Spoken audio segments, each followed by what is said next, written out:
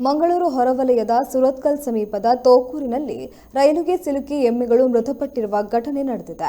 ಎಮ್ಮೆಗಳು ಗುಂಪು ಗುಂಪಾಗಿ ರೈಲ್ವೆ ಹಳಿ ಮೇಲೆ ನಡೆದುಕೊಂಡು ಹೋಗುವಾಗ ರೈಲು ಡಿಕ್ಕಿ ಹೊಡೆದಿರಬಹುದೆಂದು ಅಂದಾಜಿಸಲಾಗಿದೆ.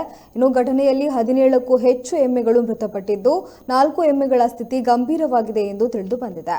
ಘಟನಾ ಸ್ಥಳಕ್ಕೆ ಸುರತ್ಕಲ್ ವಿಶ್ವ ಹಿಂದೂ ಪರಿಷತ್ನ ಜಯರಾಮ್ ಆಚಾರ್ಯ, ಹಿಂದೂ ಜಾಗರಣ ವೇದಿಕೆ ಪುಷ್ಪರಾಜ್ ಕುಳಾಯಿ, ಕಾರ್ಪೊರೇಟರ್ ವರುಣ್ ಚೌಟ ಕುಳಾಯಿ, ಸುರತ್ಕಲ್ ಠಾಣೆಯ ಪೊಲೀಸರು ಭೇಟಿ ನೀಡಿ ಪರಿಶೀಲನೆ ನಡೆಸಿದ್ದಾರೆ.